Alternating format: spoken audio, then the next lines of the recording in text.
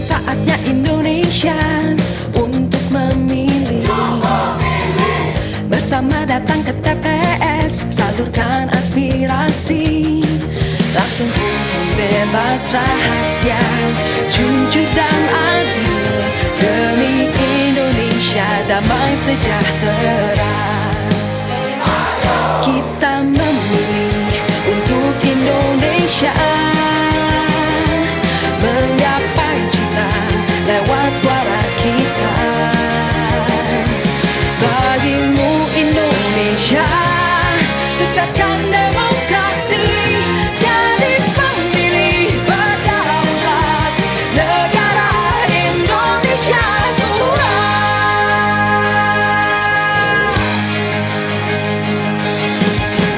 Tiba saatnya Indonesia untuk memilih. Bersama datang ke TPS, salurkan aspirasi. Langsung umum, bebas, rahasia, jujur dan adil. Demi Indonesia damai sejahtera. Kita memilih untuk Indonesia, menggapai cita lewat suara kita. Bagimu Indonesia, sukseskan demokrasi, jadi pemilih berdaulat, negara Indonesia kuat. Jadi pemilih berdaulat, negara Indonesia kuat. Terima kasih Mas Andi Liming. Oh ikut gabung atau nanti aja? Oh nanti aja. Oke, ya makasih ya. Assalamualaikum warahmatullahi wabarakatuh. Selamat malam. Ketemu lagi di Omong episode ke-10. Nah di studio tadi diawali dari bukaan Mas Andi ya, itu sketch opening pantomim. Tema kali ini sesuai dengan tadi ya musiknya tentang pemilu, tidak jauh-jauh dari pemilu. Jadi sekarang mungkin fenomenanya kita mungkin sekitar kita, bahkan mungkin yang nonton ataupun saya sendiri juga mungkin masih menyimpan ini ada kayak kekecewaan atau gelo bahwa entah menang atau kalah itu pasti ada bekas tuh. Yang kalah yang merasa gelo pilihannya gitu. Tapi yang menang mungkin euforia, bahkan mungkin bisa bertindak atau melakukan hal-hal yang justru bisa menyinggung perasaan bagi yang pihak lain gitu. Nah di studio sudah hadir, di studio Nuhantra sudah hadir Dr. Ika Endah, yes, All Star Ningsih ya, spesial jiwa MKes ya. Kalau dari pilihannya aja sudah spesialis jiwa nih. Jadi memang ini kita sengaja menghadirkan, dan terima kasih banget Bu, terima kasih sekali sudah meluangkan waktu untuk hadir di studio Nuhantra, ngobrol dengan nanti tamu-tamu kita, kemudian juga nanti juga kita bisa menyapa. Ya, kalau nanti mungkin ada yang datang, kita masih menunggu karena memang ya ini isu sensitif ya Bu ya. Kejiwaan itu kadang orang kan, wah saya kenapa harus ketemu dokter kalau saya tidak sakit jiwa, katakanlah seperti itu. Kita kalau udah lihat orang itu takut Pak Senumi.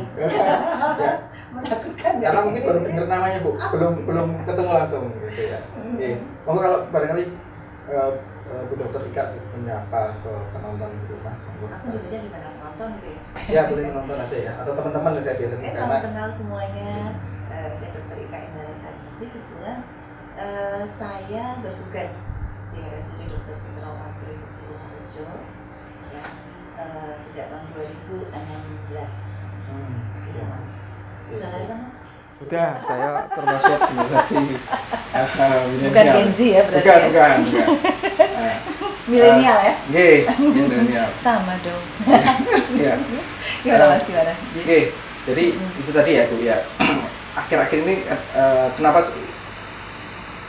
muncul ide untuk membahas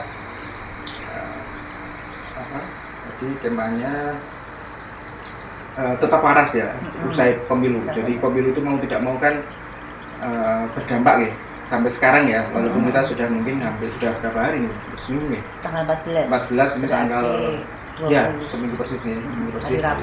Ya, Rabu persis itu tetap berdampak gitu. Walaupun mungkin kalau sebenarnya kalau kita membandingkan dengan periode 2019 itu lebih parah lagi. Oh, yang Menurut parah saya, ya 2019 kalau pengamatan saya, kalau dulu itu kan ada ini ya, ada dikotomi, ada kampret, cebong gitu kan, ada padrun, ada istilah-istilah yang itu mengkotak-kotakkan masyarakat, gitu, terkotak-kotak. Dan sekarang pun juga masih ya ada terkotak-kotak, tapi tidak seperti dulu, tidak separah dulu menurut saya ya. Gitu. Cuman walaupun mungkin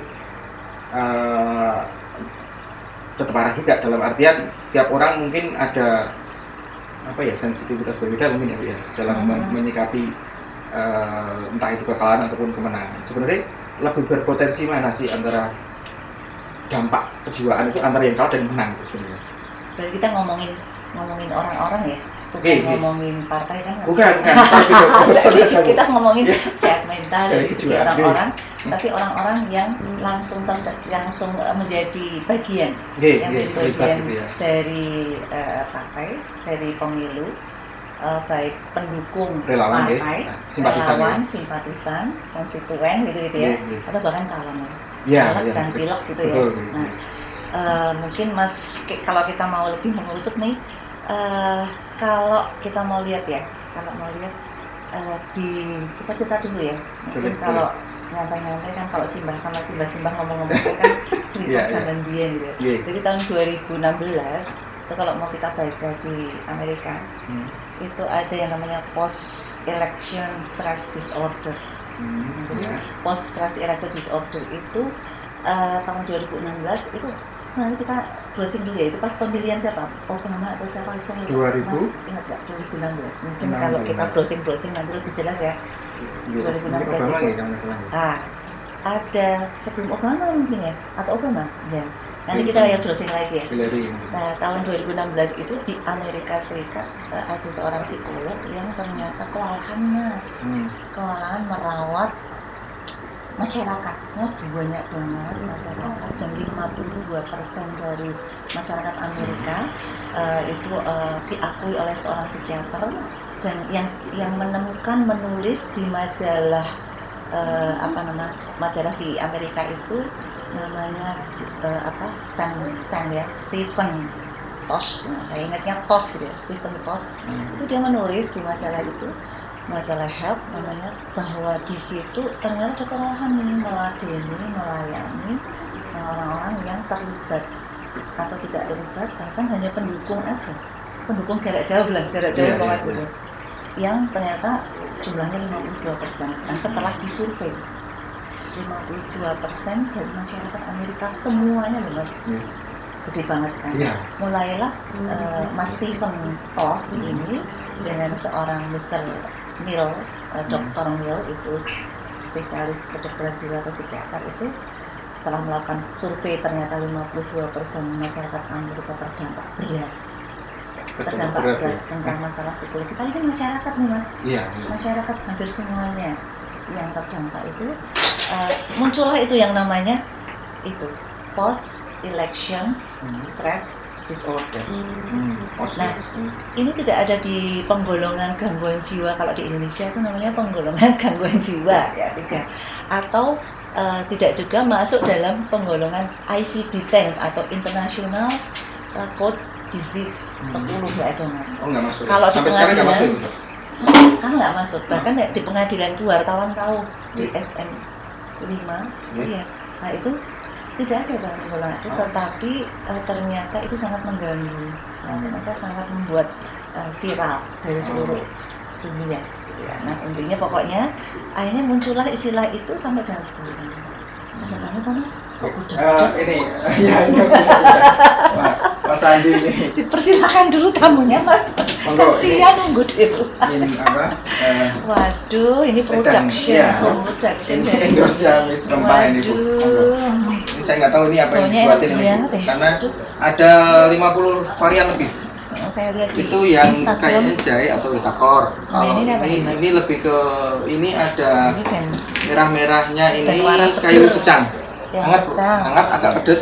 Oh, nggak ada yang kayak yang dikeringkan itu ya? Bukan, Ini ini memang- natural semua ya? Betul. Oh, ini berarti Ini- nggak, bukan yang dikeringkan kayak Tidak, ada ini yang ungu itu apa Mas? langsung digeprek langsung. Digeprek langsung Langsung. ya. Ini lebih ke kunir. Mantap. Ini ke Sebelum jahe, semua monggo. ini. Waduh, ini sudah digawe dibawa pulang dan bisa di order delivery ya? Ya. Oh bisa ya. Sering, Bu. udah. Dokter-dokter itu sering. Oh gitu ya? Ya. Sering. Nah, itu kadang satu paket, satu shift pesan. Mentahan jadi di ini. Di- Oh, kayak siap, gini sudah siap. kayak gini delivery ya? Hmm. Oh, berarti mana ya? Free Gojek maupun Grab. Obat waras seger selama terakhir Ini bagi raja terutama sugih. pas Covid kemarin. Tambah sugih. Amin. Tambah ayu.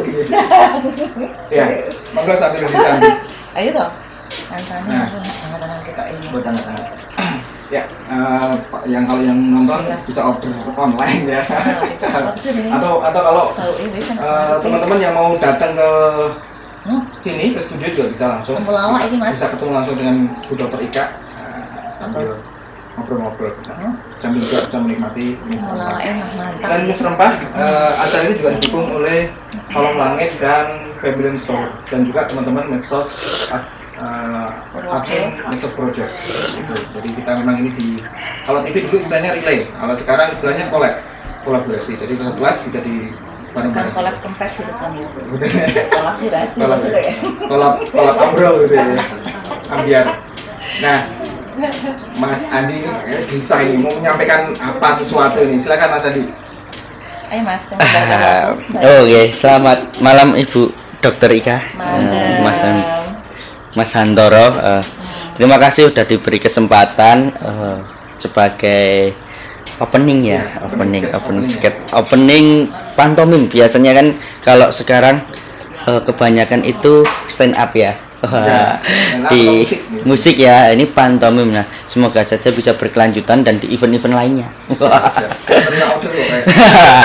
Ya, ini menarik Ibu terkait tentang apa kejiwaan ya, kejiwaan pasca Pilpres.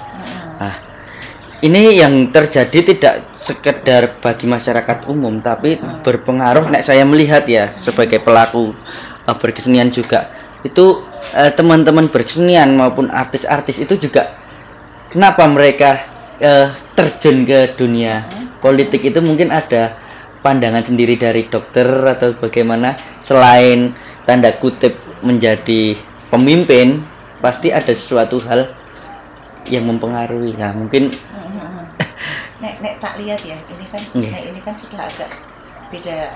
Iya, beda iya. visi. Nek dari pandangan saya itu para artis milih menjadi pendukung, paling tidak pendukung ya, Iya, tidak betul. terlibat langsung untuk jadi pilot gitu ya. Iya. Kayaknya mereka Banyak juga juga yang terlibat itu. Oh ya, ada yang terlibat sebagian menjadi pilot Iya. ya. Hmm. Pilot tuh apa? legislatif. Iya. Iya, jadi DPR ataupun DPRD ya. Ada yang memang kepengen di situ dan DPD. memang didukung oleh teman-temannya, tapi juga supporter aja ya. Iya. Kan gradasinya banyak itu. Salah satunya karena ada mungkin ya, menurut saya ada branding, personal branding dari seseorang yang mereka akui.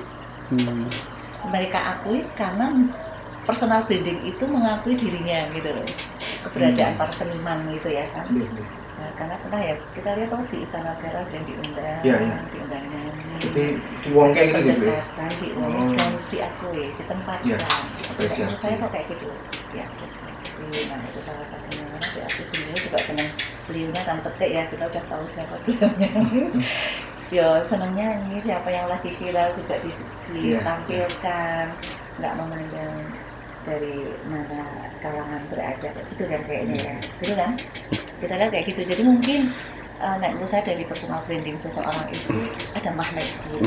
Oh, seniman itu berarti berpengaruh kok Mas Han. Kita ini kayaknya Eh, sudah sehari hari Iya ini coreknya, ya, coraknya garis-garis.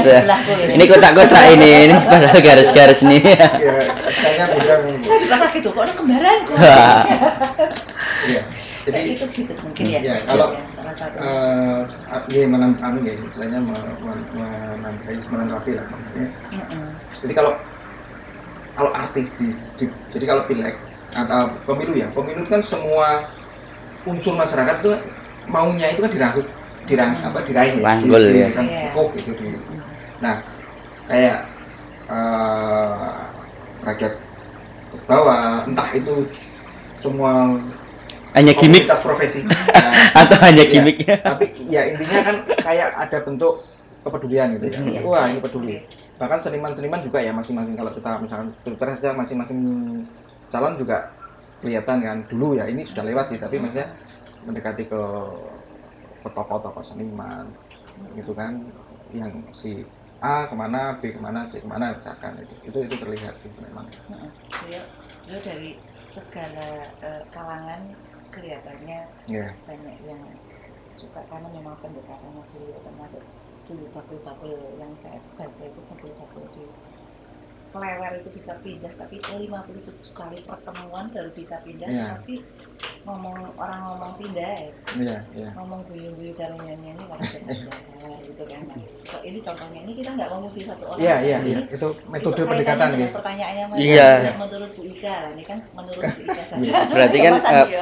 psikologi seniman atau masyarakat itu kan butuh hiburan Nah, untuk menggiring mereka jadi gitu. ada arts tertentu untuk menembus Menembus, semua kalangan, iya Mas. Salah satunya lewat seni, Bu. Nah betul. Oh iya. Kayak aku kemudian yo orang yang jadi dokter loh. Iya, Mas. Bu. Jadi cita-cita aku ini jadi penari. Wah, Terus cocok. SMA Mas, kepinginnya SMA lulus sudah daftar di ASTI Mas. Jadi biar aku pengen SMA. Keren. Maksudku, aku biar aku pengen jadi dokter. Terus wali kelasku yang baik hati itu memanggil papi saya. Ini arep beneran Bu.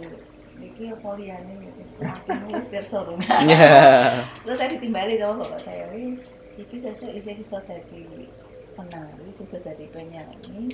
Neng, iya Mas, bener. Multi talent. Nah, neng yo, lagi urung langsung jadi dokter. Nah, jadi saya sekarang separuh otaknya itu separuh seniman, separuh. Yuk, kapan kita kolaborasi, Bu? Boleh Mas, Oke. tuk sak undang. Waduh. Bilang tak tung tak. Ya. Ini ketemu Iya. Dokter Ika langsung bahagia kayak ini ya. Ya, Pak Mina udah kabeh ini full of love sebenarnya Mas. Oke. Iya, ini mungkin agak melompat gitu, Bu. Tapi kita masih mencoba untuk masuk ke track ya. Jadi kalau ngomong profesi seniman ya, itu kan seniman itu identik dengan membagian orang lain, kalau Mas Andi bilang tadi ya, membagian orang lain. Jadi tampilannya itu selalu seneng lah, kelihatan selalu seneng ya. Kecuali mungkin pas ada adegan, iya, nah itu maksud saya gitu. Nah, itu kalau misalkan profesi lain mungkin beda ya. Jadi kalau melihatnya seperti apa kalau Dokter Ika? Kalau saya sih sebetulnya kalau memang profesinya itu mau ditekuni betul, itu kan profesi kanan kiri ya. Kalau Ya. menurut saya, suatu profesi itu bisa baiknya itu mengembangkan otaknya kanan dan kiri. Betapa seriusnya profesi itu, contoh nih yang saya kagumi di Instagram itu ada namanya Mas Riza Putranto. Itu salah satu edukator yang saya kagumi, dia itu bisa berbagi kata, berbagi edukasi, tapi dengan cara yang sederhana. Dan coba nanti dibuka di Instagramnya, itu salah satunya adalah dia pakai agak seniman hidup, seniman ilmuwan, seniman sains, seniman sains. Nah, menurut saya harusnya baiknya dalam hidup ini ya bagaimanapun profesinya otak kanan kiri cocok. Jadi kalau jadi dokter ya orang pinter-pinteran bagi dokter, pinter aku dengan kowe, nah itu banyak konflik nanti kayak gitu. Jadi kan yang paling baik ya kanan kiri, iso ngomong, iso nyanyi, iso apa saja yang kanan kiri itu bisa dikembangkan sama rata, itu enak. Orangnya guyonan, humoris, happy, easy going. Meskipun nah itu pasien harus digoyong anak tewe, Mas mak greget Mas, mak nyus, artinya sebenarnya. Dan pasien itu akan memilih kan lama-lama dokter yang lebih jadi dipilih, menurut saya kayak gitu. Profesi apapun nanti orang akan memilih. Menurut saya loh. Ya, jadi membantu mengembangkan karir juga sebenarnya itu ya, apapun. Betul. Ya. Menurut saya harus ada artsnya semua profesi. Arts itu ada kanan atau kiri otak, kanan atau kiri. Kanan kiri semuanya harus. Ada kiri hitung-hitung Mas. Hitung-hitung ya, Bu. Siji karo siji. 2.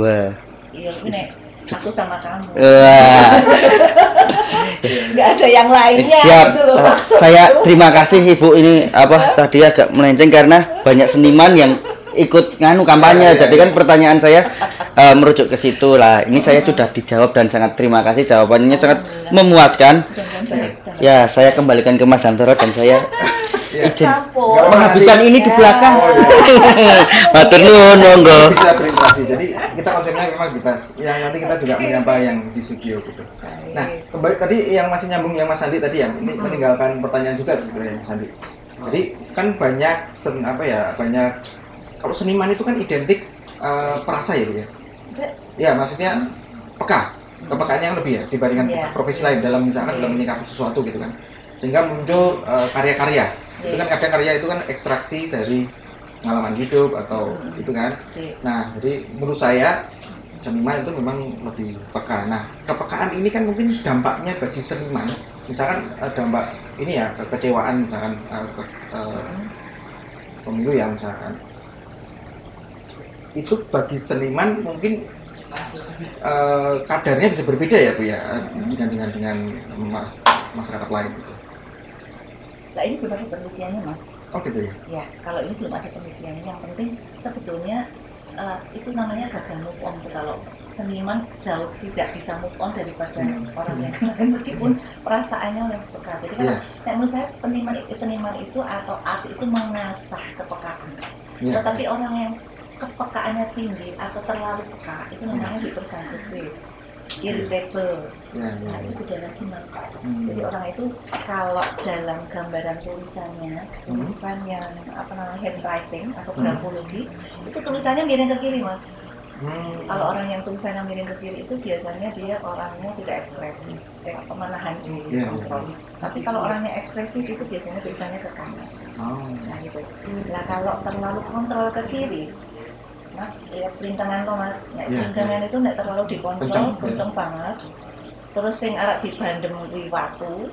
Nanti wis kesel nyekeli ngono kaya apa Mas. Watune gede kira-kira nek ngenani koncone sing cedak wae rasanya soro banget. Nah, itu orang yang terlalu peka atau irritable itu beda dengan orang yang empati, orang yang peka. Peka itu bisa meraba rasakan perasaan orang itu beda. Itu berbeda berarti ya? Oh, beda. Jadi orang yang senang seni atau art itu mengasah kepekaan. Tetapi kalau orang yang irritable atau hypersensitif itu orang yang terlalu mengontrol.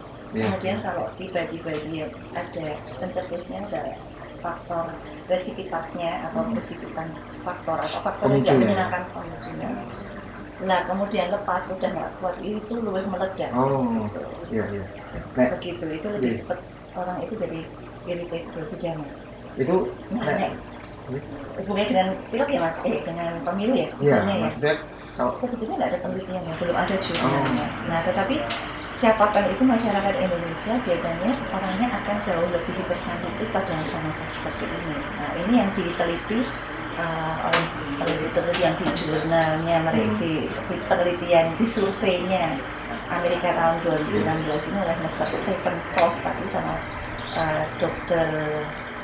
Nifani Winsley. Nah itu ternyata ya itu tadi orang jauh lebih irritable dengan adanya pemilu yang di tahun 2016 itu sehingga muncul post elective stress disorder. Itu gejalanya tidak khusus. Gejala ini podo karo nek awak dhewe terlalu takut, terlalu cemas, terutama dengan lawan politiknya. Mau ngomong takut salah, jejer wae ora, menghindar gitu ya. Susah tidur, beda pilihan gitu ya. Mau ngomong jadi takut padahal itu sedulur dhewe tapi beda pilihan. Nah, itu yang seperti itu yang banyak. Sampai ke yang gangguan sulit tidur. Nah, itu yang banyak itu yang ditangani psikiater dan psikolog di Amerika seperti itu. Nah, ini yang harusnya ada penelitian di Indonesia nanti seperti ini. Nah, itu sama sebetulnya rasa-rasanya, hawa-hawanya itu di Indonesia juga mirip-mirip nih. Tetapi mungkin karena bunyinya pada waktu yang di Amerika itu seperti itu. Dan ada penelitiannya. Nah, ada penelitiannya. Kita ada ini yang di sini kita belum ada penelitiannya. Ada beberapa hal yang perlu diperhatikan untuk terapinya, Mas. Terapinya ya satu, iki saya maaf karena ini ada teman-teman medsos sementara menutup berita tentang pemilu. Nah itu dari catatan untuk pemilu loh. Yang misalnya ada berita pemilu ini pas di YouTube itu oke banget Mas. Ada calon presiden sudah gitu, nah itu aja yang skip. Jadi boleh berita yang lain Mas, tapi untuk yang berita pemilu stop dulu. Ya, padahal Ibu, itu pengamatan saya ya, misalkan buka TikTok ya, itu FYP-nya, itu beranda semuanya itu semua. Muncul semua. Padahal kita ingin menghindar ya, tapi kita buka katakanlah dalam 10 langkah ya, sesuatu itu semuanya di situ. Bahkan termasuk ini aja lah podcast ya. Kemarin podcast yang berbau pemilu itu memang masih tren. Jadi iya termasuk ini, makanya kenapa salah satu pertimbangannya kenapa ini kayaknya memang masih banyak pencariannya, juga masih banyak yang tren dan pencarian di terkait itu. Kita juga dua kali ya KPPS sih, tapi kita tidak terlalu berat sih, kita lebih ke mungkin pengalaman KPPS, pengalaman pasca pemilu kemarin di hari hanya gimana, lebih ke situ sih. Tidak mempertentangkan antar pemilih ya, pemilih itu tidak. Nah ini yang disarankan dari survei dan dari penelitian Association Psychology American ini di tahun 2000 akhirnya munculnya yang pertama menutup semua berita itu, bahkan menutup handphone. Yang ringan itu menutup berita itu, beritanya ketumpuk-tumpuk awak dewe ora buka tiba-tiba muncul begitu saja ujuk-ujuk. Artinya kita nutup HP sampai beberapa waktu sudah dimungkinkan tidak muncul berita itu terapinya. Yang paling mudah, itu yang paling ringan. Tapi mungkin ditambahi di situ disarankan oleh apa? Yang kedua ya hobinya dialihkan, distraction. Pengalihan. Itu nomor 2, distraction. Jadi distraction yang membuat dia sibuk, sehingga lupa dengan sibuk karena lebih perhatian menarik yang disibuki itu. Kembali ke aktivitasnya termasuk juga begitu.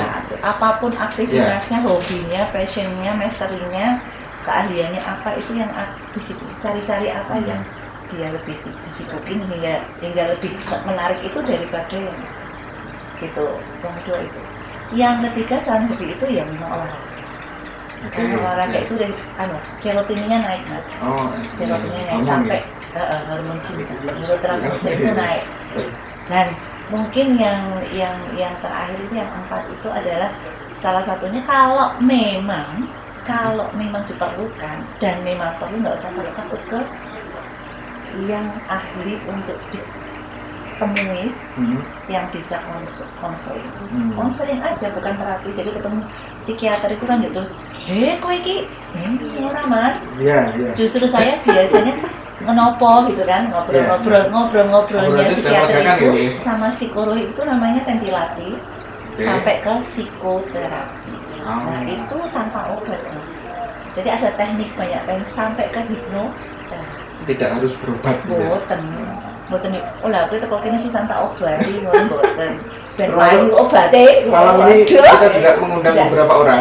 Ya walaupun memang tidak undangannya kalau konsep kami memang ini ya secara lisan maupun via aja sih, tapi intinya gitu.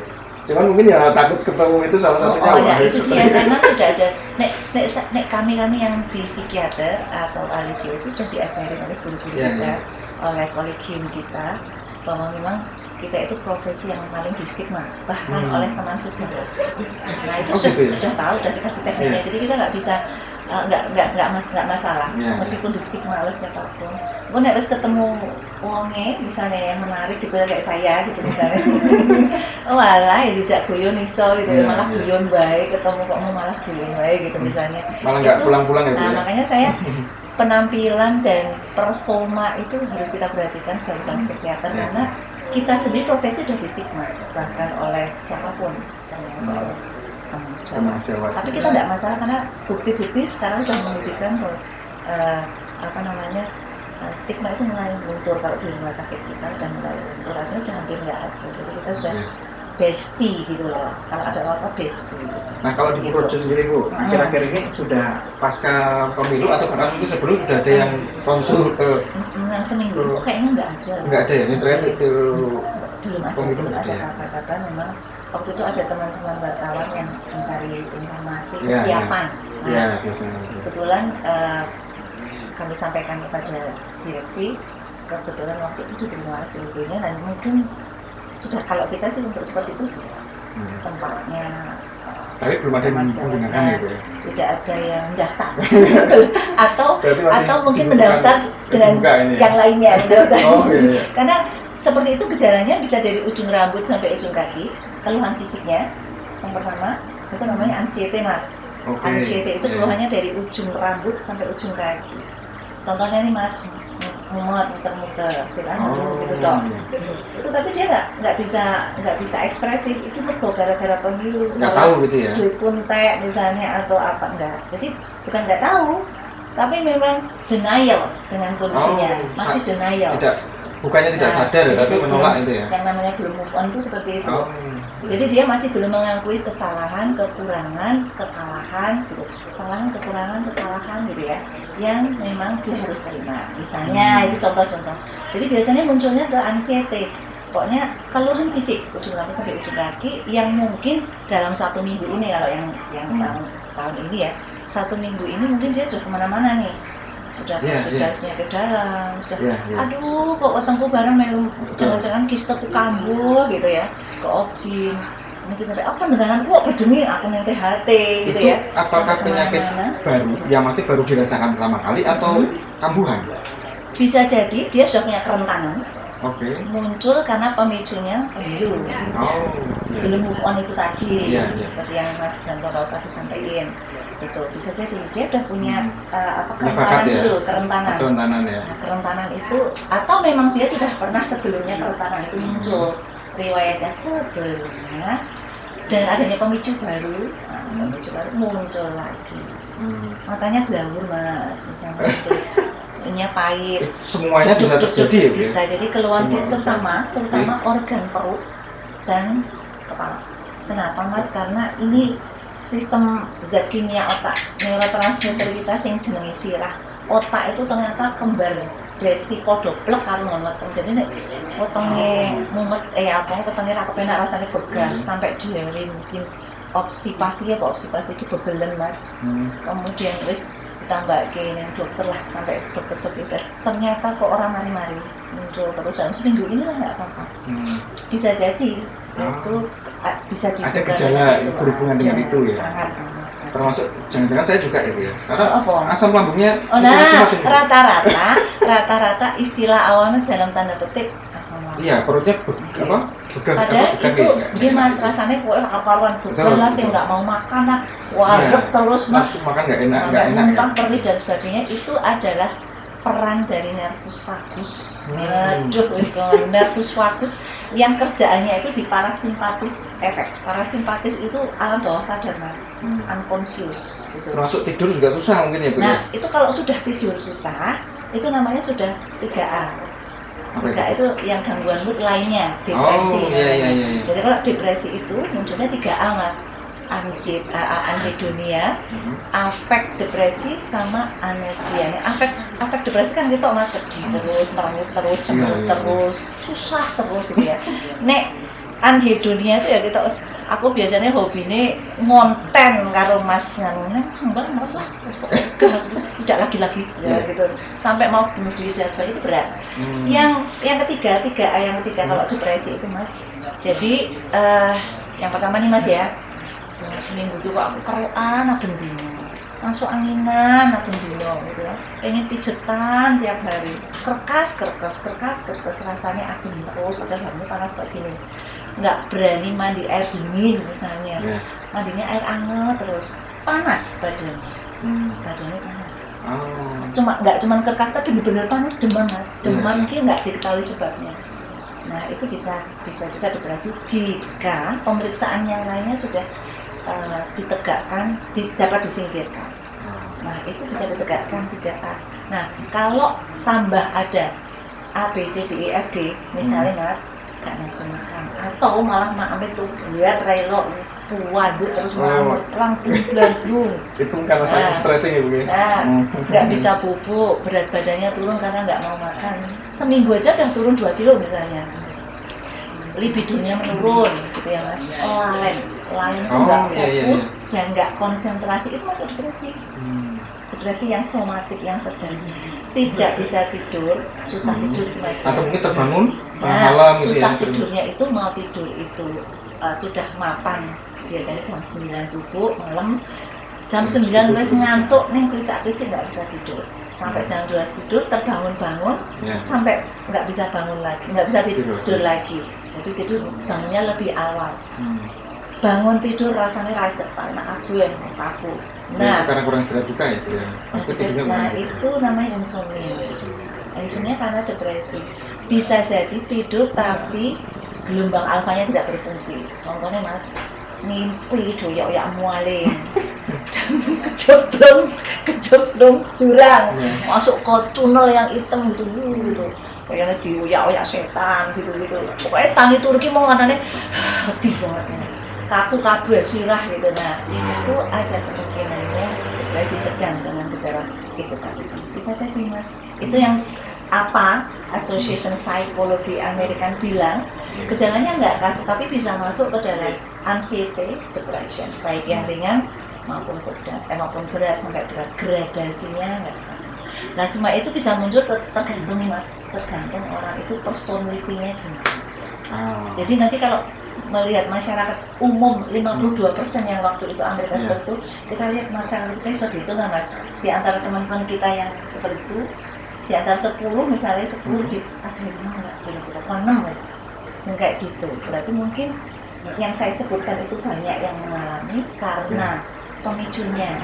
Malah bisa jadi ini karena post election stress disorder. Nah, berarti move on itu tadi. Iya. Mas, kalau move on ki ora nunggu pacaran nek wis. Nah, iya. Ganti yang nyambung ke pacaran nih Bu ya. Enggak maksudnya gini. Kadang kan ini saya ini pengamatan saya ya, pengamatan awam lah gitu. Kalau orang yang seneng atau jatuh cinta lah ya, jatuh cinta tidak dalam artian harus lawan jenis ya, misalkan jatuh cinta dengan seseorang, terus merasa seseorang itu enggak lawan jenis, misalnya tokoh gitu.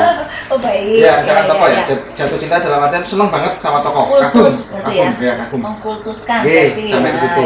Nah, suatu saat dia merasa dikhianati atau dibohongi gitu ya, terus jadinya kan berbalik 180 derajat. Nah itu malah justru pengamatan saya ya, nanti mungkin Dr. Rika bisa menanggapi, itu lebih parah ketimbang saat dia istilahnya tidak suka dengan orang lain gitu. Jadi maksudnya kalau percintaan gitu ya? Iya itu juga sama, masih sama. Jadi kalau mengkultuskan personal kultus, kemudian dia merasa personelnya itu merasa dirinya itu merasa dikhianati oleh personal kultusnya itu akan jauh lebih berat gitu kan ketimbang dia kayak yang kalau yang pacarnya atau orang biasa gitu. Jadi kultus minded dengan khusus mindset dengan senang tapi dengan personil biasa. Iya, belum pernah suka tapi belum benci tapi tidak ada rasa suka sebelumnya gitu. Sama-sama benci ya, sama-sama benci, katakanlah sama A dia benci, tapi bencinya dulu sebenarnya dia pernah senang banget sama A, tapi sekarang jadi benci. Kemudian B itu dari dulu malah dia benci. Nah, rasa bencinya itu jadi kalau semakin istilahnya lebih parah ke A ketimbang yang B yang dulu pernah disenangi. Kalau dari jurnalnya, penelitiannya belum ada itu. Seperti itu belum ada. Hampir sama rasanya, tetapi kalau dari PPDGJ atau penggolongan penyakit ya, diagnostik golongan jiwa, itu stres yang kedua, itu stresor utama seseorang itu kalau spouse atau pasangan yang dicintainya itu mati, meninggal dan sebagainya, mengalami pemutusan hubungan, meninggal, mati atau pemutusan hubungan berpisah yang tidak mungkin kembali lagi pasangan nggak bisa kembali, tetapi itu pasangan yang dicintai. Nah pasangan yang dicintai itu yang menurut penelitian sudah ada seperti itu. Tapi kalau ini seperti melanda, ini seperti kultus seperti itu, sebetulnya basicnya sama, move on itu tadi. Move on itu yang pertama memang satu ya Mas, yaitu kita mengakui dulu kalau mau betul-betul move on, itu mengakui dulu memang saya ada kesalahan yang harus saya terima, ada tidak melibatkan benci, like atau dislike, hate atau love gitu enggak. Jadi menerima dulu kekalahan, menerima dulu kekurangan gitu ya, atau menerima kecurangan misalnya, menerima dulu. Tapi kalau berusaha, nomor 2 nih. Tapi kalau berusaha melupakan, itu malah gagal move on, Mas. Misalnya saya mau melupakan besok, ada yang tersenyum-senyum kelihatannya rasanya, Mas. Di studio ada yang senyum-senyum, mau melupakan kok malah gagal move on, terus malah ingat gitu loh. Nah sebetulnya bukan ingin melupakan tapi memaafkan. Memaafkan peristiwa itu dengan menerima, itu saya angel, itu harus dicoba. Nah kalau sudah seperti itu memang gimana ya, yang kedua nih tekniknya ya berupaya mencari makna boleh maknanya itu. Yang ketiga ya yang keempat jelas mencari pengganti atau membuka hati gitu yang keempat. Nah yang ketiga itu ya caranya piye yo supaya saya itu ternyata kalau dengan seperti ini nggak bisa terus, ya saya berupaya dengan distraction, mengalihkan, membuat sesuatu itu yang baru. Nah baru membuka hati yang lain itu. Tapi kalau memaafkan bisa, forget itu nggak bisa. Memaafkan atau memaafkan pasti gimana bahasa Inggris itu memaafkan itu forgive. Nah itu forgive. Nah nek forgive itu saya memaafkan aja, yura aku ketemu setiap hari, aku istilah aku menerima. Tapi kalau nesu dalam tingkatan angry atau denial, itu akan sulit move on selamanya, bahkan itu akan menghenti. Kalau itu cuman, jadi kalau mau mau sukses move onnya, ya ojo lama-lama. Marahnya itu jangan lama-lama. Tuh dengerin itu.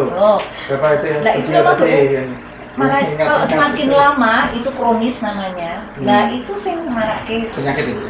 Muncul anxiety yang tak sebutin tadi, atau depresif atau bahkan anxiety depresif itu loh, Mas. Itu maksudnya nggak konsen itu ya Bu ya? Ya nggak konsen. Yang nggak fokus itu ya dalam. Ya betul. Nah itu nanti kalau udah lalen, nggak fokus, nggak konsentrasi itu masuk ke depresi sudah.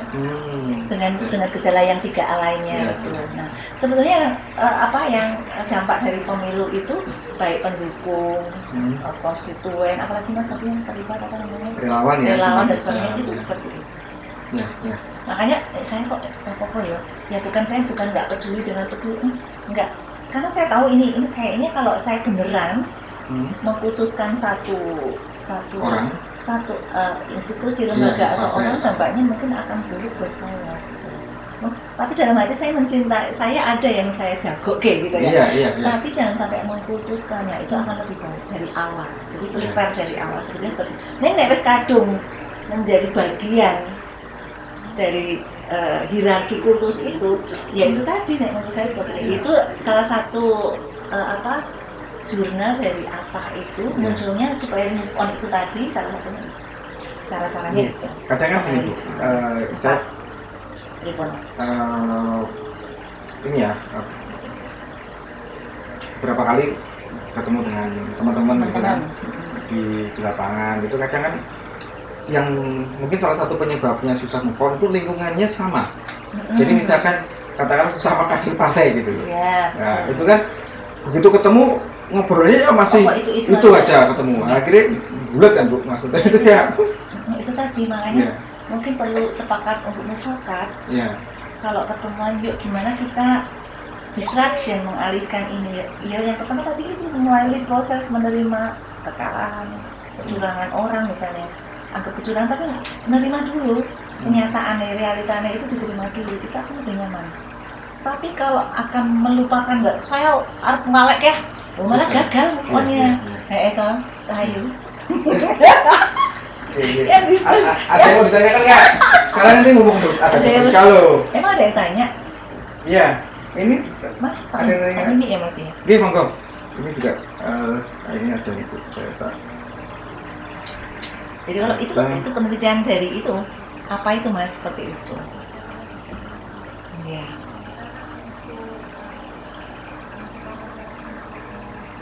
Oh iya. Ini ada yang WA? Ada. Ini ya. Ini terlalu serius apa enggak ini? Enggak. Masih asik ya? Asik kan? Asik nggak ya? Asik. Oh, asik ya, Bu? Ya wes. Jadi ini dia objektif. Kamu tanya apa, En? Ya apa ya? Bisa. Boleh. Masih malu-malu. Ini Pasti ada nanti pertanyaan DM Bu. saya. Iya. Ini Yang IG saya ikan_maumsifah. Oh, iya. Nanti Nanti- DM saya. Oh belum ya? Oh iya oke. saya sudah ini. Oke nanti Karena mungkin terlalu banyak Ibu ya nyendangnya itu. aku sok takut ya nanti follow-nya salah Salah orang. fallback-nya bener apa enggak. Sama ini. Oh, iki katanya suaranya kurang bagus. Oh, Oh, langsung habis soalnya ya. Atau mungkin dideketin aja dimajukan. Geser satu sini. IG-nya. Kalau mungkin yang nonton IG bisa ke TikTok ya, lebih bagus ya. Jadi ya, lebih bagus di TikTok. Karena kalau TikTok kita melalui mixer, kalau kebetulan kalau yang IG kita langsung ke HP. Ini ada pertanyaan Bu. Oke. Bu, apa? Kira-kira apakah ada tipe kepribadian tertentu yang menyebabkan seseorang itu lebih sulit menerima kenyataan yang tidak sesuai dengan harapan? Jadi, Jelas ada. oh gitu. Jadi Mas, kalau dalam kejiwaan ini tanya siapa Mas nggak menyebutkan apa ya? Ya dari IG nggak menyebutkan ya. Someone. Ini saya nggak tahu. Someone. Ya betul. Itu kalau dalam psikiatri yang pertama mempengaruhi progres recovery. Apa namanya prognosis gitu ya Mas ya. Itu adalah yang nomor 2, akses kedua dalam diagnosis kejiwaan. Diagnosis kejiwaan itu dari mana Mas? Diagnosis 1 diagnosis, terus nomor 2 itu diagnosis personality.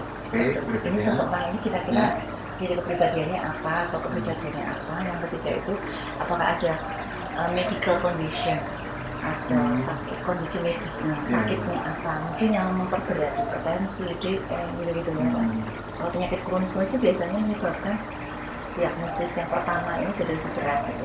Yang keempat itu faktor-faktor stresor atau psikososial yang menyetuskan. Misalkan apa itu? Misalnya telah cukup kepala gitu kan. Oh, ya, tadi ya, Stresor. ya. Terus yang kelima itu global assessment function. Jadi saat dia menerima atau mengalami itu, dia itu masih bisa mandiri ya. Gitu. Kalau mandiri itu berarti GAF-nya, Global Assessment Function-nya 91 atau 80, 90. Tapi kalau dia sudah terkapar di tempat tidur, malas keluar-keluar, dia sampai aktif banget, tiba-tiba dia mengamar, menyendiri, terus gele-gele, panas, orang gemadus, nggak mau mandi, nggak mau minum, nggak mau makan, itu Global Assessment Function-nya mungkin 20-30, nah itu berat. Nah, memang betul personality seseorang yang menyebabkan orang kedua nggak bisa move on atau gampang atau susah recovery ya misalnya. Tidak sesuai dengan harapan. Tidak sesuai harapan itu orang yang mudah pencemas. Mudah pencemas itu biasanya dialami oleh orang yang perfeksionis atau orang yang disebut anankastik. Personality yang anankastik itu aku ketuker karo iki mau Mas, padahal jane enak gitu. Aku wis ini. Kalau udah anankastik itu mbok laler iki pokoke nggon kene nek gak nggon wae wis. Itu kalau istilah sekarang kan ada banyak OCD itu sama atau beda? Beda Mas. Oh, beda. Kalau OCD itu obsessive compulsive disorder ya Mas. Itu bisa hanya dalam isi pikiran aja atau perilaku atau campuran. Itu bisa berdiri sendiri jika hierarki di atasnya itu bisa disingkirkan. Misalnya OCD-nya karena kebetulan dia stroke. Nah itu udah kesingkir OCD-nya, jadi dia GMO, gangguan mental organik karena stroke, dia jadi ada OCD karena ada area otak yang rusak, infak, mati, ada kalsifikasi, atau itu ada yang mengalami pengapuran, atau ada yang atrofi menyusut gitu loh gitu Mas.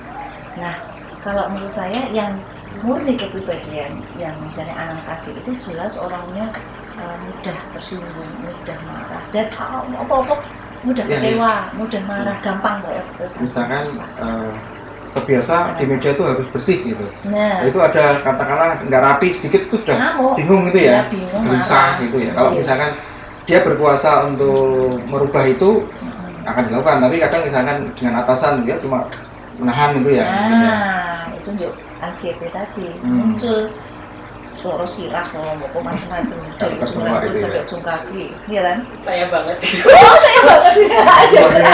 Saya. Yang anankastik tadi. Ya, kan saya misalnya lagi bikin desain grafis nih. Nah, ini punya kurang kanan dikit gitu, kayak harus perfect gitu. Iya, perfect yang grade yang severe. Itu namanya anarkistik, mas. Itu susah kalau misalnya dia kultus banget ke satu institusi lembaga atau branding personel tadi, bisa jadi dia perfect itu dia betul. bisa Saya pernah ketemu dia, saya merasakan ini ya. Pernah ketemu dengan orang itu ya. Nah itu yang tadi Bu, saya misalkan dulu ya katakanlah 5 tahun yang lalu dia putus dengan seseorang, tapi sekarang kan politik itu dinamis ya, bagi sebagian orang itu bisa menerima itu. Mana Tapi yang menguntungkan aku atau iya, gimana? maksudnya dinamis dalam artian kalau yang di atas, yang elit politik itu kan mungkin mereka punya pertimbangan tertentu ya, tapi yang rakyat bawah, yang rakyat kecil itu kan diberi ini bagus, ya udah dia mengamini atau mengakui bahwa itu berkepentingan terhadap sesuatu. Dia tahunya kan dari jauh, gitu kan. Nah, suatu saat dia merasa informasi atau arus informasi ataupun tokoh-tokoh yang katakanlah seide dengan dia ternyata beralih dan katakanlah dia jadi ikut merasa si A itu tokoh yang dikutuskan tadi tidak sebaik yang diharapkan gitu. Nah, itu jadinya malah bencinya sangat benci kalau saya kadar bencinya dengan kadar sukanya dia itu kayak lebih banyak kadar bencinya dia gitu loh. Iya. Terus ini maksudnya? Iya, enggak, maksudnya apakah itu memang seperti itu ya? Itu pengaruh juga dengan bagian itu mungkin ya? Oh, enggak, kalau ya? menurut saya ini ya lebih ke mana? Ke like atau dislike aja. Jadi di dunia ini yang suka bayang emang semuanya suka. Oke, ya, selera ya. Emang semuanya suka, enggak nih, saya suka semuanya tak habisin semua loh saya. Maksudnya gitu. Tapi ada yang kayak gini aja langsung muntah-muntah atau malah langsung diare, perutnya sakit. Lihat kok loh, ada yang seperti itu ya. Enggak semua sama untuk like atau dislike. Tetapi ini mungkin yang dislike yang intinya dia tidak mau menerima dengan tidak ada pertimbangan sama sekali, jadi dia cuma dislike gitu aja. Kalau saya dislike tapi dengan pertimbangan saya cukup dislike aja di superficial, tapi secara mendalam saya bukan dislike orangnya sebetulnya, cuman saya dislike apa yang menjadi kebijakannya dia. Nah itu bisa saya terima, nggak masalah. Lebih baik mungkin saya memilih yang pertimbangannya senada dengan saya. Saya nggak suka karena dia nggak sukanya dia punya program yang terlalu muluk-muluk gitu. Program yang sederhana saja meskipun ada salah kata nggak apa-apa lah, keselio lidah nggak apa-apa, tapi programnya sederhana dan memang dirasakan betul oleh masyarakat tingkat bawah. Itu yang saya tuju seperti itu, kayak gitu misalkan, kayak gitu sebetulnya. Nah, untuk saya itu bukan faktor kedua, tapi kalau sudah muncul gangguan psikologis yang bermakna secara klinis, kemudian menimbulkan hendaya, penderitaan atau distres, yang kemudian menjadikan seseorang itu disabilitas atau ada hal yang menjadikan keterbatasan bagi dirinya, aktivitasnya terganggu, fungsi perannya terganggu, itu mas namanya mental illness. Dia seperti itu enggak? Kalau dia hanya like atau dislike, dia memilih yang lain yang senada, dia enggak dislike gitu ya. Dislike dalam grade kan dislike itu level-levelan ya, grade-nya macam-macam ya mas. Dislike bukan satu orangnya, tapi dislike programnya bisa. Saya pindah aja deh, pindah partai. Nah kalau misalkan sampai katakanlah sering ngirim ke grup artikel-artikel atau meneruskan informasi yang katakanlah membenci ya, ujaran kebencian ujaran itu sampai itu levelnya sampai mana gitu. Kalau itu saya nggak bisa katakan ya, karena itu kan hal satu dimensi mas. Orang itu dia menyebutkan seperti itu apakah dia memang ada tujuannya atau karena dia memang nggak terima atau ingin mengacaukan sesuatu, kan kita harus cari motifnya dulu, nggak bisa dijudge. Kalau mengajak orang lain atau membujui gitu misalkan, itu dalam grup misalnya iya dalam grup bahwa ya pertama jelas dia ingin menunjukkan bahwa gitu ya maksudnya dia menunjukkan kayak elek gitu, kata kasarannya seperti itu ya, seperti atau itu kamu nggak tahu kejelekannya dia gitu. Ini loh kejelekannya dia, jagoku yang lebih bagus. Ini yang memuji-muji dan di satu sisi menjelek-jelekan yang lain. Nah itu tadi ya, kalau dalam konteks pemilu, seseorang itu menjadi like atau dislike karena memang ada suatu kepentingan tertentu. Iya. Dia bagian dari sistem, ataukah dia berdiri sendiri karena memang dia memiliki gangguan kepribadian, ataukah dia memang hanya disorganize, orangnya kacau, gitu, suka mabuk, seolah dia berdiri dalam satu partai, bisa saja. Kita perlu data kolateral yang lebih jauh dari orang itu. Jadi kalau memang ada yang mengacau dalam grup, ada beberapa yang bisa saya sarankan. Kalau orang itu memang tidak bisa dikeluarin, ya lebih baik dikeluarkan. Nah, bisa kan mas? Bisa. Atau diberikan saran japri, gitu ya. Atau kita memang melihat sebetulnya sudah tahu nih orang terganggu. Terganggu itu artinya dia memang dari dulu kebiasaan ngacau gitu, disorganisasi. Mungkin karena faktor pengaruh minuman keras, faktor delinkuensi, jadi kenakalan remaja yang disebabkan karena memang sebetulnya ada sesuatu kondisi medis banyak faktornya. Jadi kita nggak boleh langsung melabel ini gimana. Kita harus selidiki dulu data kolateral. Jadi kayak detektif lah kalau psikiater atau psikolog itu sebenarnya kayak dengan detektif. metodenya ya Bu ya. Detektif ini orang gimana kok bisa berkelakuan seperti itu, di psikodinamisnya itu apa, psikopatologinya yang menonjol apa, kemudian dia itu pada titik tertentu dalam life cycle span-nya, dalam siklus hidupnya itu di mana dia, benang merahnya dia, red flag-nya di mana, kok dia ham banget ini, jadi orang tuh kok ham banget kok jadi orang itu kok provokator banget, kok jadi orang itu kok gini banget. Itu bisa diteliti dari mulai dia dikandung ibunya, gitu ya? Mungkin pas buatnya nggak berdoa, mungkin terlanjur dibuat belum nikah, saat jari pengen digugurke, anak ini jadi anak terneglek. Terneglek itu anak yang sebetulnya ingin ditelantarkan, ingin dibuang, ingin diaborsikan gitu ya. Bisa jadi alhamdulillah kok malah jadi kuat tetap hidup. Ini anak tahu nih kalau dineglek. Template-nya, cetakannya sudah tahu cetakan kebencian. Ngomong wae ujarannya kebencian, apalagi kalau berperilaku bisa jadi mas. Jadi kita kalau dari psikiatri itu dari mulai gali nih, dulu pora, gitu, wes nikah ora, dulu pernah di model hamilnya dia nangis waktu lahir nangis atau enggak, gitu. Anak ini berat badan lahir berapa, misalnya berat badan kecil banget, 6,5 gram misalnya, bisa digede jadi 1,5 misalnya, itu ada nggak dampaknya? Ada pasti bisa. Dan itu bisa diperbaiki nggak Bu? Maksudnya misalkan ya, katakanlah dari kondisi lingkungan awalnya itu kurang bagus gitu. Dari kecil gitu kan? Iya misalkan, tapi mungkin entah katakanlah lingkungannya atau orang tuanya katakanlah menghendaki dia menjadi lebih baik, atau dirinya sendiri yang menemukan bahwa dia harus lebih baik dari masa kecilnya katakanlah itu, dari latar belakangnya gitu. Itu bisa diperbaiki nggak? Kalau dari Kemenkes atau dari BKKBN ini teorinya nih, teorinya penelitiannya 1000 hari kehidupan itu bapaknya. Jadi kalau mendandani bukan hanya stunting yang didandani, tapi asah itu stimulus. Stimulusnya dia itu stimulusnya kepada bayi atau orang itu pada waktu dia 1000 hari pertama itu 1000 hari itu 280 hari itu di sini di perut di rahim.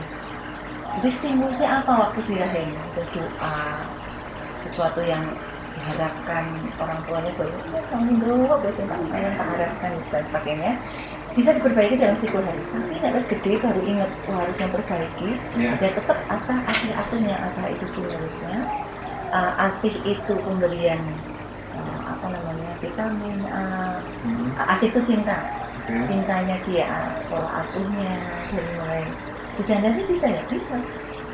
Asuh itu pemberian ini. Asuh itu ya pendidikan, ya makan, gizi gitu. Nah itu mulai didandani berapapun umurnya. Kalau segera tahu itu namanya parenting. Kalau sudah lebih dari 10 hari itu kan parenting. Tapi ini bisa ya. Sakit sebenarnya.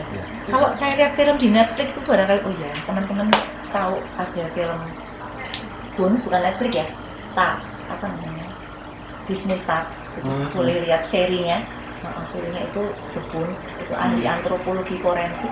itu dia dari seorang antropolog yang tidak punya rasa cinta sehingga dia punya rasa sayang, jadi bisa berubah seseorang itu sesuai siklus kehidupannya kalau dia mendapatkan, ya kalau tanda petik hidayah gitu ya, atau mendapatkan inspiring dalam hidupnya, pemicu juga refreshing, atau ya seperti ini masih bisa berubah. Jadi bawang merah pun bisa jadi sebaik bawang putih. Iya. Tuh dengerin itu. Ya toh Mas. Ada yang ditanya nggak? Atau di live ada yang tanya nggak? Nggak ada ya? TikTok? Waktunya sudah pas. Oh sudah. Oh jam 90 ya ini. Ini mungkin pertanyaan terakhir ini dari yang dia langsung japri. Udah jadi ada temannya lagi nih Bu. Iya Ibu. Ternyata mungkin pada ini. Nggak apa-apa Bu. Ya maksudnya ini ya. Tapi kayaknya asik ya. Maksudnya banyak hal yang terutama saya sendiri ya belum kita ketahui ya. Banyak hal ya. Masih terpendam gitu ya. Iya, maksudnya bahwa Mystery. ada banyak hal-hal yang Ternyata asik. iya. Dan Asiknya tuh di sini berarti. ini kayak berasa sebenarnya kayak kuliah ini berapa semester ini. Tapi karena penyampaiannya bagus kan jadi enak itu kan langsung mudah dicerna. Ya itu tadi ya mau jadi penari nggak jadi soalnya.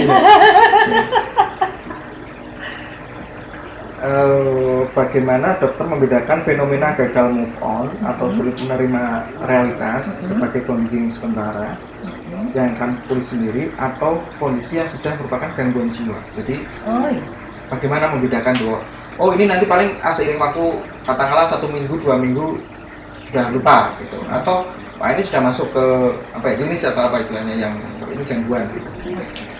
Ya kalau gagal move on seperti tadi yang sudah saya sampaikan itu loh Mas, kalau saya ini melupakan misalnya nggak bisa melupakan, itu memori yang sudah ada tempat kita itu nggak bisa lupa, tetap ada, bahkan yang buruk-buruk. Tapi kalau kita tetap ingin melupakan, justru apa yang mau kita upayakan seperti tadi menerima kekurangan nggak bisa, karena kita nggak menerima kekurangan, cuma kita mau melupakan aja nggak bisa. Dengan tidak diikuti tadi ya ada urusannya berarti ya tadi menerima kecurangan, kebaikan, keburukan apa saja, itu sudah menerima distraction, melihat maknanya apa, baru kemudian membuka hati untuk yang itu kan ada tahapannya itu seperti itu menurut jurnal ya, dari apa itu.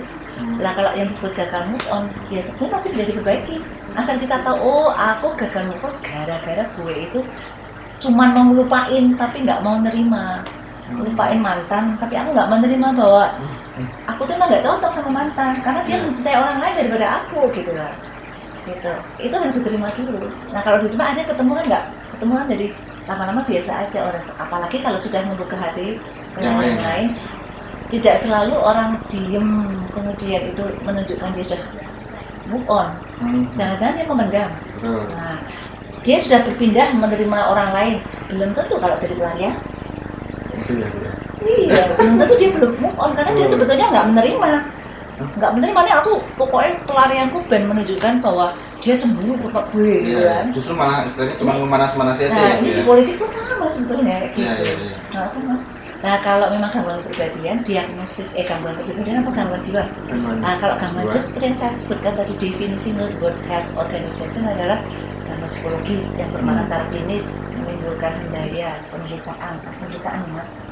Ada biarpun sebentar tapi menderita, distres, memunculkan disabilitas atau keterbatasan. Misalnya tadinya aku ke warung aja seneng kok ngumpul sama teman-teman, sekarang jadi menarik diri kan keterbatasan. Aktivitas sehari-hari terganggu, menurun. Jadi saya masak ataupun malah kan di rumah semalaut nggak mau mandi, perawatan dulu. Perannya terganggu. Gue jadi konten kreator gitu ya. Orang saya jadi dokter, tapi cuman aja satu praktek sudah nggak mau praktek, ketemu orang itu nggak mau, ketemu orang itu nggak mau, itu fungsi perannya sebagai dokter sudah nggak jadi dokter, itu yang namanya gangguan jiwa, mental illness atau mental disorder. Jadi aku sedih gangguan jiwa enggak, aku nangis gangguan jiwa enggak gitu, aku gagal move on gangguan jiwa enggak gitu, aku cemas loh, bukan aku takut gangguan jiwa enggak, itu wajar sebagai manusia. Tetapi kalau sudah mengganggu aktivitas sehari-hari dan fungsi peran kayak itu, apalagi terus disability, terbatas, pokoknya aku nggak kasih diri, menderita, nah gangguan psikologisnya jelas, ada anxiety, ada depression, jadi itu yang namanya mental illness. Jadi nangis doang nggak apa-apa, saya ketawa-ketawa sendiri nggak apa-apa, karena bacaan lucu-lucu, kontennya Mas Hari itu lucu ya gitu. Mana Pinocchio nih misalnya gitu. 2 hari yang lalu itu saya masih itu ya, pagi itu ini Bu, ada ya itu salah satu mungkin barisan sakit hati lah. Jadi yang dia sampai berbaris ya. Iya, maksudnya kelompok ya, masih ada beberapa kelompok Baiklah. apa masuk dalam orang-orang yang tidak menerima kekalahan ya. Merasa bahwa apa jagonya kalah gitu kan. Itu sampai bertengkar dengan keluarganya, itu kan ada misalkan Pak tunggu hasil dari KPU aja, ini kan belum fix tuh. Dia nggak mau gitu, maksudnya sampai beberapa meja, sampai itu kan ada beberapa yang ini. Saya tidak bisa menyebut banyak, tapi ada yang seperti itu. Terus masalahnya gimana? Ya, Yang seperti itu. Itu gimana biar kalau tadi mungkin sudah disinggung ya, biar cepat itu tadi ya ada apa langkah-langkah biar cepat. Tapi kalau saya lihat itu kan itu kembali lagi biasanya mereka itu komunitasnya ya senengnya kumpulnya sama teman-teman yang seide, yang sepemahaman ya itu juga itu mungkin susah ya lama untuk melupakan atau move on-nya itu juga jadi susah kan ya. Iya, betul. Itu masih dalam fase angry atau denial. Fasenya masih angry. Angry itu marah. Jadi fase marah itu bisa lama banget. Ya. Tetapi dijelaskan oleh Mas Riza Putranto dalam IG-nya, boleh nanti dilihat itu dia meneliti dari membuka jurnal bahwa luka batin, misalnya luka batinnya kadang-kadang ya karena satunya kalah gitu ya, kecewa banget sampai jadinya aslinya meh bunuh diri atau mau bakar omai yang menang gitu misalnya sampai segitunya gitu ya misalnya, bisa nggak sembuh? Bisa dalam hitungan menit, hitungan detik, menit orang itu bisa luka batinnya sembuh, tapi juga bisa sampai berhari-hari, berminggu, berbulan-bulan, tergantung Mas. Kalau di otak kita itu kan ada 2 otak yang sangat berperan, otak awareness atau akal budi depan ini, yang di depan ini nolong. Kalau nyanyian ngomong, sing ngomong, kebaduke prefrontal cortex namanya akal budi. Tapi ada satu lagi yang namanya otak mamalia reptil atau binatang. Otaknya di sini kecil sebetulnya. Kalau yang dominan dan dipupuk terus itu otak binatangnya, makanya dia nggak bakal jadi move on lah. Dia nggak memupuk yang namanya mental akal budi, hati nurani, atau otak awareness atau otak prefrontal cortex. Tergantung mana yang mau dipupuk. Nah, itulah letaknya perbedaan manusia dan binatang menurut saya, dan itu penelitiannya ada. Luka batin itu bisa sembuh dalam waktu itu detik, menit, minggu, hari, jam, bulan, tahun, dan malah bisa nggak sembuh-sembuh. Itu tergantung mana yang dipupuk tuh Mas. Kalau ujaran kebenciannya itu dipendam seumur hidup, otak yang dominan maka otak reptil. Kita mau jadi binatang kah? Atau kita mau jadi manusia? Gitu. Kita milih jadi Sengkuni maupun Tadewa, mau jadi Bima. Your life is whatever you make it. Jadi karena gitu deh. Betul nggak sih, guys? Gimana terakhir ini ada yang bertanya nih ya? Di studio ada yang keren-keren nih, yang keren-keren nih kayaknya menahan diri kayaknya. Ayo. Mungkin sesi lain deh. Tadi masih malu-malu. Excited banget kayaknya. Aku banget. Ya, mungkin gitu ya. Ya, jadi mungkin bisa diulang Bu Dr. Rika untuk yang terakhir mungkin pesan-pesan ya, closing statement. Kira-kira sebentar saya mau jadi teringat. Itu memang apakah harus dari internal atau orang lain juga bisa mempengaruhi dalam artian untuk move on-nya itu Bu? Jadi kan misalkan ya saya punya teman misalkan saya prihatin gitu, teman yang prihatin itu orang move on itu bisa katakanlah kita sebagai orang luar, orang lain ya, itu bisa mempengaruhi atau kamu harus muncul dari dalam diri? Betul. Jadi Kalau kita mau dependen, Ya. kalau kita lebih cepat, seseorang itu akan lebih cepat kalau memang dia punya kemandirian mental. Jadi dia punya pendirian, punya karakter sendiri. Tapi kalau dia itu dalam persimpangan jalan hidupnya atau kepribadiannya, cara thinking pattern-nya, gitu ya, dia nggak punya goals untuk hidup, dia nggak punya produktivitas, fear-nya tinggi, self-confidence-nya rendah, gitu, komunikasinya jelek. Waduh, berarti kepribadiannya nggak karu-karuan. 10 aspek kepribadiannya jelek banget nih. Maka mungkin dia perlu bantuan atau support dari orang lain, atau bahkan terapi. Terapinya itu nggak selalu harus obat kok. Terapi lingkungan, terapi teman, ya kan? Terapi bicara atau psikoterapi. Jalan-jalan misalkan gitu. Nah iya dong, nah itu bisa jadi. Distrak itu kan termasuk distrak. Bisa mas kayak gitu. Tetapi paling baik itu independen. Jadi dia mulainya dari diri sendiri. Tetapi kalau jamaah ternyata sama kayak gitu semua ya. Satu kelompok itu bisa jadi saya bilang tadi otak reptilnya jadi lebih dominan. Itu. Jadi maksudnya Mas Har kan dia sih satu orang enak endi apa lebih bagus mana dimulai dari ya maksudnya apakah kita harus menunggu kesadarannya sendiri persorangan itu ataukah kita sebagai teman gitu kan merasa prihatin ya iya betul sebagai teman merasa prihatin itu perlu, tetapi kalau sudah tidak dapat dikendalikan atau di luar kontrol you cannot change atau you cannot control, you cannot stress about everything or anything you cannot control. Yang sudah nggak bisa dikontrol, ya wes, nggak bisa diubah, ya wes, kan gitu mas. Nah itu coping atau strategi pertahanan hidup dari seseorang. Jadi kalau satu kelompok ternyata yang satu ini, yang saya udah move on ya, yang ini Pak Angel temen gitu ya, yang lain jangan support. Nah ini ya dia make a change, sudah memilih change ya, pilihan loh. Bikin pilihan sendiri dalam hidupannya ya sudah, berarti pilihannya gitu. Nabi Muhammad lah contoh aja misalnya pamannya nggak bisa seperti itu bisa hijrah. Nah, seperti itu sebetulnya. Tapi mungkin yang paling terakhir nih sistemnya kita kok manusia itu memang ruwet banget ya. Memang dimensinya tuh banyak, luas, terdiri dari makhluk yang bio, psiko, sosio, kultural, religius. Dan mungkin ada genre-genre lagi kalau mau ditambahi panjang banget. Saking kompleksnya manusia itu kadang-kadang berpikirnya detail, kadang berpikirnya terlalu kalau detail ini banget kompleks, gitu ya, jelimet, riweh gitu ya. Beda banget dengan manusia. Kalau saya ada film yang anjing jejer tuannya.